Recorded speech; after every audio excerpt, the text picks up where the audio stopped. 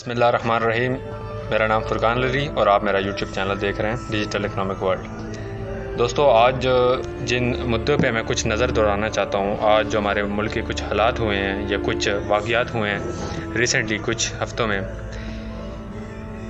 दोस्तों बड़े अफसोस से कहना पड़ रहा है कि हमारे पाकिस्तान का जुडिशरी निज़ाम दुनिया में 130वें नंबर पे आता है। मतलब कि जो हमारा इंसाफ का निज़ाम है वो 130वें नंबर पे इंसाफ देता है, और ये निज़ाम है इस्लामी जमहूरिया पाकिस्तान का। मेरा मतलब आप समझ गए होंगे, यानी कि 130वें नंबर पे इंसाफ देने वाला मुल्क रात को 12 बजे अदालत लगाता है और एक तरफ़ा फ़ैसला देता है, और अगले दिन बोलता है कि आपने ना एक तो स्पीकर की रूलिंग को कैंसिल किया गया। आर्टिकल 69 के तहत ये नहीं हो सकता था। स्पीकर की रूलिंग को कैंसिल ये नहीं कर सकते थे। एतराज़ उठा सकते हैं मगर कैंसिल नहीं कर सकते। उन्होंने कैंसिल भी किया, ना कि कैंसिल किया बल्कि स्पीकर को हुक्म देते हुए कहा कि आपने इस डेट पे आपने दोबारा से वोटिंग करवानी है और एग्जैक्ट आपने बंदा मुंतखब करना है। यानी ये क्या निज़ाम है ये?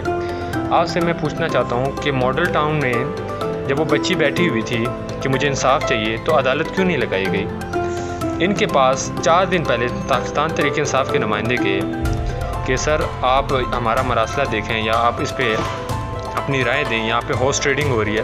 तो इन्होंने कहा कि पार्लिमान के मामले से हमारा कोई लेना देना नहीं है। जब इन्होंने ये कहा कि पार्लिमान के मामले से हमारा कोई लेना देना नहीं, तो इसका मतलब है कि आप आगे भी फैसले ना दें, आप आगे भी बोलें कि भाई हमारा पार्लिमान से कोई लेना देना नहीं, आप आपस में पार्लिमान का फैसला निपटाएँ। स्पीकर आपके पास हैं, आप खुद ही इसको निपटाएँ। मगर नहीं, इन्होंने रातों रात फैसला, अदालत संडे के दिन अदालत लगाई। सबसे मज़े की बात, संडे के दिन अदालत लगती है और फिर उसके बाद अगले दिन इसकी ये जो नो कॉन्फिडेंस मोशन की ये होनी थी वोटिंग, तो फिर डिले होगी रात को तकरीबन 11 तक। तो उसके बाद इन्होंने ये किया कि अदालत फिर लगी, और मज़े की बात, एक रूमर्स और ये कुछ जियो न्यूज़ और BBC न्यूज़ जैसे न्यूज़ चैनल्स ने ये खबर चलाई।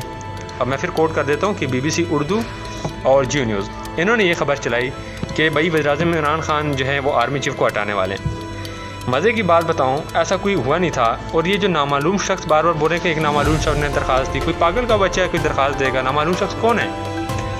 ये एक सारी सोची समझी चाल थी। वज़ीर इमरान खान को हटाने की बहुत सी वजूहत है। मैं आप पे थोड़ी नज़र इस पर लगा करवाता हूँ कि आप देखें कि दुनिया में वाहिद वो लीडर है ये कि कहता है कि हम बराबरी के ताल्लुकात रखेंगे। अमेरिका जाता है, अफ़गानिस्तान पीस की बात करता है, और इसी तरह दुनिया भर में जहाँ जहाँ जाता है वो कश्मीर फ़लस्तीन की बात करता है, इस्लामोफोबिया की बात करता है। और 15 मार्च को कानून भी इसने पास कराया इस्लामोफोबिया के बारे में।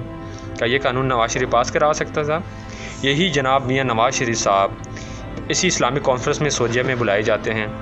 इनको 2 घंटे तक तकरीर, ये रट्टा लगाते हैं 2 घंटे तक तकरीर का, क्योंकि इनको इंग्लिश बोलने नहीं आती, ये साफ सीधी सी बात है।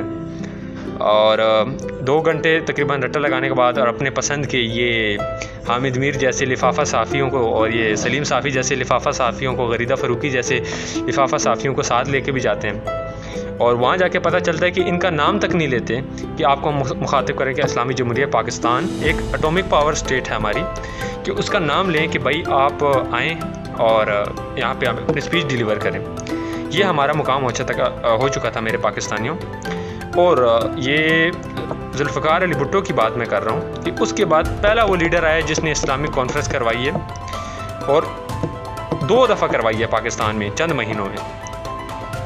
मेरे पाकिस्तानियों, हमें थोड़ा सोचना पड़ेगा। एक शहबाज शरीफ जिसके ख़िलाफ़ 11 तारीख को फ़ैसला आना है, वो शहबाज शरीफ हमारे मुल्क का वज़ीर-ए-आज़म बन सकता है? यह अमीरियत का दौर नहीं है? अपने बेटे को CM, अपनी भतीजी को फलाना, अपने उसको ये, और ये इल्ज़ाम लगाते हैं इमरान खान पे।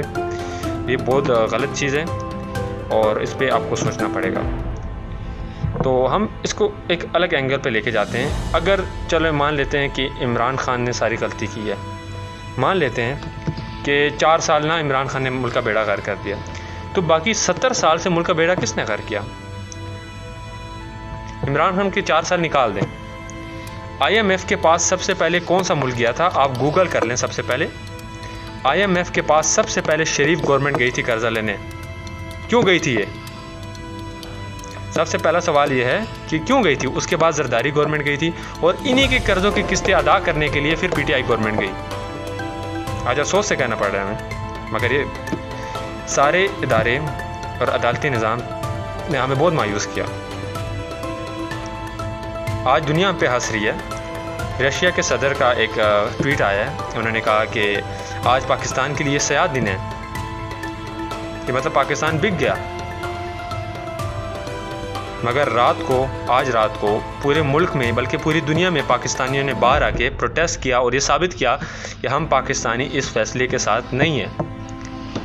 वट एवर ये जो करते हैं, सबसे पहले आके नैब के इदारे को ख़त्म करेंगे, उसके बाद ये अपने केसेस ख़त्म करेंगे और ये सारा ड्रामा रचाने के बाद ये जाके फिर इलेक्शन कराएंगे। वो जो फॉरेन कंट्री में जो वोटिंग का सिस्टम है उसको भी हटाएंगे और जो इलेक्ट्रॉनिक वोटिंग रिफॉर्म्स आई हैं उसको भी हटाएंगे इलेक्शन कमीशन के ज़रिए। इलेक्शन कमीशन की बात पे मैं आता हूँ। सबसे पहले इलेक्शन कमीशन ने ऐसा क्या किया। इलेक्शन कमीशन ने अपने ये 7 महीने का बोला अदालत में जाके, हम 7 महीने में इलेक्शन कराएंगे। हालांकि आइन की पाबंद रहते हुए इनको 3 महीने में इलेक्शन कराना होता है। तो आइन की सबसे पहले पासदारी इलेक्शन कमीशन से करवाएं और सबसे पहले जो इनके जो 11 तारीख को फैसले आने अदालत को चाहिए कि वो भी हमें चाहिए। अब रात को बेशक 12 बजे अदालत लगाएं, 4 बजे लगाएं, अफ्तारी के बाद लगाएं, हमें वो फैसले चाहिए। तो ये सवाल मैं छोड़ के जा रहा हूँ पाकिस्तानियों आपके लिए। पाकिस्तान जिंदाबाद, पाकिस्तान पाइंदाबाद।